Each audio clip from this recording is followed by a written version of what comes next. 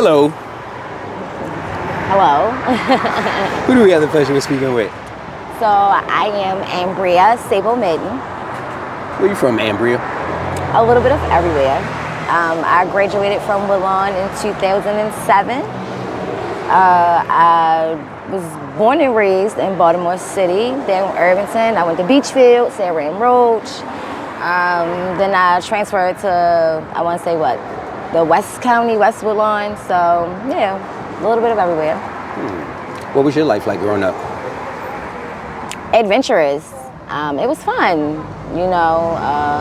I had extended family and, my biological family. So I was blessed. I got to travel a lot, camping, etiquette classes. I did a student exchange program at one point. I had a mentor. I played a lot of sports. So it was definitely a fun, joyful life. Did you grow up with siblings? That's funny. So I met my birth mom when I was 17. And then I met my two younger sisters and a younger brother then. When I was 10, I met an older sister that I had on my father's side. I grew up with my younger sister on my dad's side until they moved to North Carolina. And then I had an older sister that I fairly grew up with, but we kind of were separated, once she became introduced to her biological family, her biological father rather. But I had cousins and a host of, god sisters and stuff. So I wasn't raised as the only child, but I lived as the only child for a while. So who actually raised you? Or who lived with you? My aunts. My aunts and my uncle. What was the reason your mom wasn't in your life up until you were 17? Active addiction. She had her own story, her and my dad. I can't really say where they got short-stopped in their life, which hindered them, but I didn't really feel the effects of it until I was older.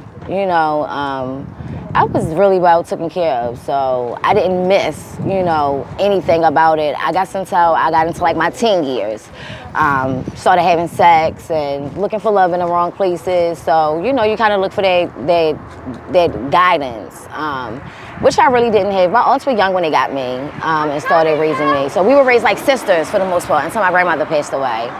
But I really didn't miss that I can recall, until I got into like my later teen years, honestly. Was there one specific incident that I guess made you want to explore more in your late teen years? Peer pressure. Definitely peer pressure. Definitely just wanting to fit in, I guess you could say. I had everything that I wanted. So being the kid that whatever I asked for, I pretty much got, as long as, I kept my grades up in school, you get what I'm saying? Like, I pretty much had whatever it was that I wanted.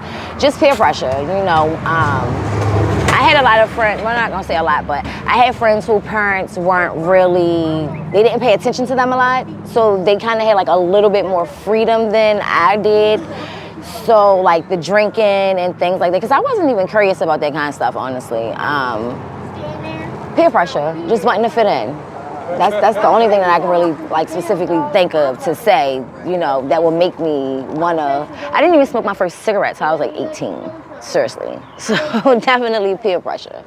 Can you remember specifically the people you were with when you first, I guess, tried certain things? I had a best friend, her name was Chanel, and we got each other's initials tattooed on us. But me and Chanel, like best friends, me and Shayna, we were best friends. These girls was like my sisters. Me and Naja, god sisters, you know what I mean? All of us was like family. So I hung with me and Sierra, but Maria, all of us was like sisters, you know what I mean? I never really considered them to be friends. We all were very, very tight. Once I started dancing when I was 19, 20. Once I started indulging, you know what I mean, into different substances, that's when my life really took a turn. The separation, because I was an alcoholic really, really bad. I used to drink terribly. That's when the bonds and the bridges started breaking, nobody wants to be around a drunk, you know what I mean? So. Who did you first start drinking with? I started drinking when I was 16. Me and one of my good girlfriends. We was drinking E&J and Kool-Aid. Ew. Was she drinking way before you? Or did y'all start drinking at the same time? I don't know. But I know I definitely started drinking at 16. Drinking and smoking weed, yeah. How long were you drinking for before you considered yourself to be an alcoholic? Or before you realized you were alcoholic? Oh, wow. I got in trouble, right? I got into some legal trouble. I was court ordered to go to outpatient classes. I started dipping back into my old, I started hanging like with some gay friends that I had. So I was back dipping into sniffing cocaine, and I got into trouble. My counselor told me that I couldn't, I kept giving them dirty urines, and I was like, before I get reported to probation, I'm gonna go to rehab. And so I checked into rehab. That was my first rehab, Mountain Manor. And I did 14 days. And I think that's when I realized that I was an alcoholic, a true alcoholic, like, definitely. So going to rehab for coke made you realize you were rehab for alcohol. Oh, for alcohol. Mm-hmm. I kept giving a dirty urine, but I was originally locked up for alcohol. And then I started sniffing cocaine while I was on that probation. And I kept giving them dirty urines. So that's when they was like, okay, listen, one has to give. So I was like, I'm going to rehab. What made you start sniffing cocaine? Stripping. I was stripping. And it sobered me up, I was drinking. I was getting overly drunk every night. I was fighting the girls. I was tired of apologizing. I was tired of getting fired. And somebody introduced me to it. You remember who that person was? I don't. It was one of the girls that I worked with. Yeah. She told me never to tell, so. Do you feel like you had to do some type of substance to deal with just the stripping lifestyle? Eventually. Eventually I did. I started to feel like I needed that extra spunk, I'm working 5 nights out the week, 5 nights out of 7. I'm tired, so I needed the extra pick-me-up. And I was living a double life. My family at home didn't know what I was doing. I was supporting them, trying to, supporting myself, supporting my habit. Definitely. Keeping up with the Jones. Who introduced you to stripping? Myself. I don't know. It was like, ever since I was young, I just always had this like idea that I was going to be a dancer. I don't know. And it wasn't bad. I took my money and went to school. I traveled. I met good people. Dancing wasn't all bad. I went and got my geriatric nursing, my phlebotomy, and my IV therapy. And I danced. And I took my money and I went to school. Was it what you expected it to be? It was more. It was a lot more. It definitely was. What made you stop? I graduated my nursing program. And that was the goal, for me to finish school. So I finished school and I wanted to work. So you did it a total of how many years? 3. 3 years. After that, have you ever did any type of dancing? I think I tried to go back, but it wasn't the same. Yeah, it wasn't the same. For me, it just wasn't. The girls there are so much younger now, so I'm 36, like, I'm washed up a little bit. So when you got out of rehab, what made you start dabbling in substances again? Living life on life terms, depression, feeling alone. I've always been a strong one, honestly. Not really feeling like I had support. Who were you looking for support from? Everybody, my family, friends, guys, anybody. I always catch myself overcompensating, I guess you could say. I don't call it character defects. Characters are made up people that are given scripts. I believe that they're personality flaws. So to be socially awkward, I guess you would say. So wanting to fit in, right? Like just wanting to feel love. Suffering from abandonment issues in life, whether it's a boyfriend, a girlfriend, a family member, whatever. Just wanting to have that attachment to something or anyone, So living life on life terms, for me, that's what it was. Are you still doing drugs? Occasionally. What drugs do you do now? I beg not to differ. No, I don't know. I'm going to say my choice of drug is more, right? Whatever I can get more of. Why? Why? Yeah. Because it's something that I've known for so long, and that's all that I've known. I've lost self. So to not be in touch with who I am truly, right? You want to have an excuse, but it's really not an excuse. It's just something that I choose to do. To neglect responsibility, to neglect self, I guess, and not deal with life. But I'm dealing with life because I'm used to the chaos and confusion. So I'm cool with the self-sabotage. And it sounds so stupid to say out loud, but in reality, being complacent with chaos and confusion seems easier than change. Being afraid of change, being afraid of success. Do you have any kids? I have a 7-year-old son. Shout out to Austin. I love you. What's your relationship with him like? It's great, honestly. Me and Austin have a really good relationship. I mean, as far as like not having the stability for Austin right now is definitely something that draws a wedge because people really don't understand like what it's like to have an addiction, try to maintain my addiction and still try to maintain being person. Like it'll never coincide ever, you know what I mean? And when you have other people that put their hands in things because I've had to allow them to, I get upset about it, but it's my fault. Who does Austin live with?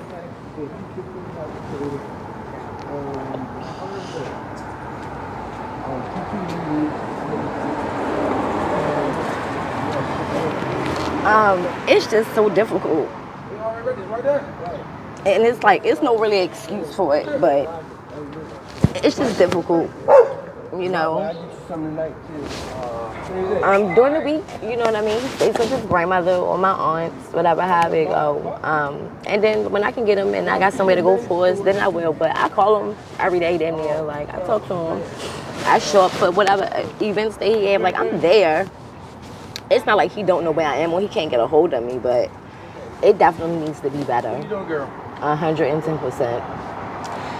When's the last time he lived with you full time? I had a home. I had an apartment. I lost my apartment in 2005. 2023, I lost it. But like I said, I get them. You know what I mean? That's what I'm working on now, honestly. Like, that's why I need this. You get what I'm saying? Like, to be able to get resources, to be able to get the help that we need. It's not like I'm not trying to fight for it, Do you see yourself ever being sober? Definitely. What will it take? I gave it back to you. What will it take? Rehab. I need rehab. How bad do you want to go to rehab? I want to go, but I want to find the rehab that's right for me. Like, I don't want to keep going to these rinky-dink, What's right for you? bullshit-ass rehabs. Like, I want to go to a place where they actually care, they actually want to help, not just put me in a house with, other people and I'm doing a group on the phone. You know what I mean? Like, that's not helping me. I need a therapist and I need real help, like real help. When's the last time you were in a rehab? I just went to detox. It's like 3 months ago, I think. Yeah, like 3 months ago I went to detox. I don't know for 5. I did detox for 5 days. Did it help any? No. What was the reason you even went? CPS. I had a CPS case. No, family preservation. If a car were to pull up right now and tell you jump in it and take you somewhere where you could get the much needed help you could get, will you be willing to go? I would go. I would give it a try. I would. Would that be wholeheartedly or would that just to be giving it a try? I would wholeheartedly be willing to go. Like right now, like they say that the bottom of the stream will never be the same. So my rock bottom will never be the same. It continues to just get worse. So nothing, what else could I lose besides trying? Come on, Dave. Would you say right now is like the lowest you've been in your addiction? It's one of my lowest runs, yeah. What's the longest time you ever been drug-free? I've been clean. Yes. While I was pregnant with my son, I stayed clean my entire pregnancy. So 8 months, 9 months. 9 months. And then I stayed sober because I breastfed. So like his first 3 months, 2 months, I was sober because I did breastfeed. So he got like the golden milk and all that. And then I relapsed after that. What's your relationship like with his dad? It's a cordial. We cordial. Does he know the condition you're in? Yeah, he got his own situation and condition. Is it involving addiction? Yeah. How you doing? When's the last time you've been in a relationship? Me? Oh, I don't know, honey. I don't. It's been like 2 years. How do you support yourself? Right now, pretty much like handouts, friends, God. Are you homeless? I wouldn't say really homeless. No, I got somewhere to stay. It's just not mine. It's not my own place. Have you ever been homeless? I have. What was that experience like? Tragic, trauma, depressing, humiliating, scarred me. How long were you homeless for? No. Wow. 6 months, a year. Something like that. How did you overcome that? Prayer. Praying. Are you a religious person? Spiritual. What would you consider your spirituality to be? I was raised as a Jehovah's Witness. I got baptized as a Christian. My godmother's Catholic. I studied Islam for like a year and a half before I decided to take my Shahada with my sister. So like right now, I am Muslim, but I'm not on my deen. But I'm a very spiritual person. I believe in watering my spiritual garden as much as possible. So I call on my higher power all the time. What do you think your purpose in life is? To help people, to take my experiences and share them with others, other women, other men, other addicts. I want to open an ice cream business. It's going to be called A-List Ice, and I want to be a dental hygienist. What's the most valuable life lesson you've learned so far? To tell the truth, to be honest, with self-accountability, and being honest with yourself is so important. You can't live in other people's truth. You have to live in your own, regardless of whatever it is. So I believe that there's 2 types of hurt in the world. One hurt is where, we people please so much, just for the attention, the acknowledgement, the fit in. And the second type of hurt is where we get comfortable with who we are, although other people might not like it, and we hurt because they choose not to like us. But once we become fully comfortable with who we are, that hurt seems to subside eventually. You know what I mean? And you just learn that self-love part. So. Where do you see yourself in 3 months? Prayerfully in 3 months, I'm working on my sobriety and building relationships with my family, building them back right, getting them back right. Do you think there's a such thing as a functional addict? No. Why not? Because there's no place in the world for active addiction. Society does not approve of it at all, no matter how you look at it. So we will always be living a double life. We will always be hiding under something. There will always be lies told behind it. You know what I mean? Like, I don't know no active addict out here that does not lie. You get what I'm saying? To cover up for what they're doing.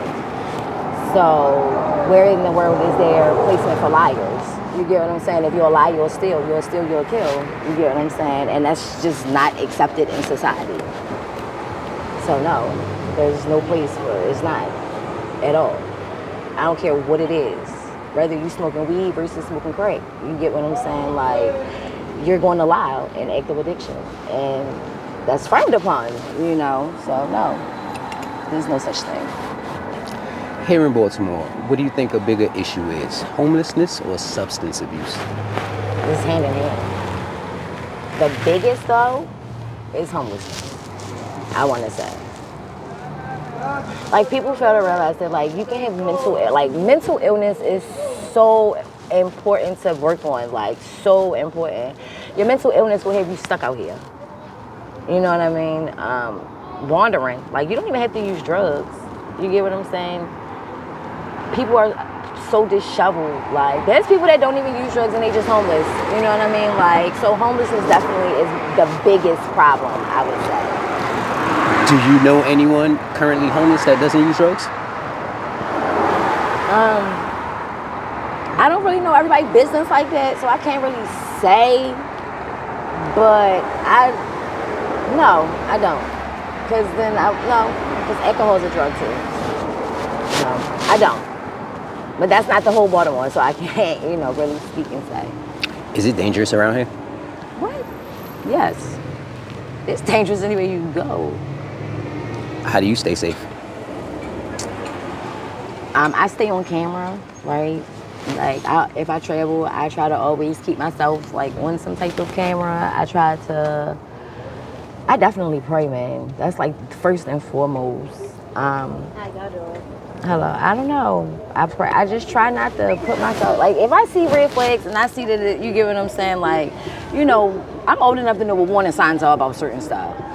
So if my intuition and my entity just say that it ain't right, you know what I mean? I just steer the other way, honestly. I try not to overstep my boundaries with people in places. I mind my business, That's the best thing that I can do, honestly. Have you ever been a victim of violence? I have. What happened to you? I don't know, like, I fought, like, yeah, that's the biggest thing though, for real, fighting, like, fighting. Going back to your 16-year-old self, because no one knows Ayla like Ayla knows Ayla. And Rhea. Oh, man. And Rhea. What about her? What would you have told yourself to make you never use drugs a day in your life? All the money that I would have lost and I've spent over the years, just the neglecting of my child, the neglect of myself, right? Just not fully living up to my potential. And that's the worst thing, right? Because when you lose time, you can never get that back. So all the time that I've wasted, getting high, trying to find means and ways to get high, all the lies I've told, all the friends I've lost, I would just, what I know now, if I would have known then, I don't think that I would have picked up, honestly. All the depression, the self-hate, right? The self-shame that I've dealt with, those things, this shit don't feel good. If you could say something to someone right now to inspire them to be the best them they could be, what would you tell them? Forgive yourself. Thank God that you have another chance. And just continue to put one foot in front of the other. Like, yesterday's is yesterday, bygones are bygones. Just continue to at least try. If you don't do nothing else, just try. Without trying, you don't even know what what you are capable of. If you have the thought of it, then you can do it. And that's probably it. And with that being said, we want to thank you for your time. Oh, thank you. We want to thank you for your honesty. And most importantly, we want to thank you for your story. You're welcome. Thank you.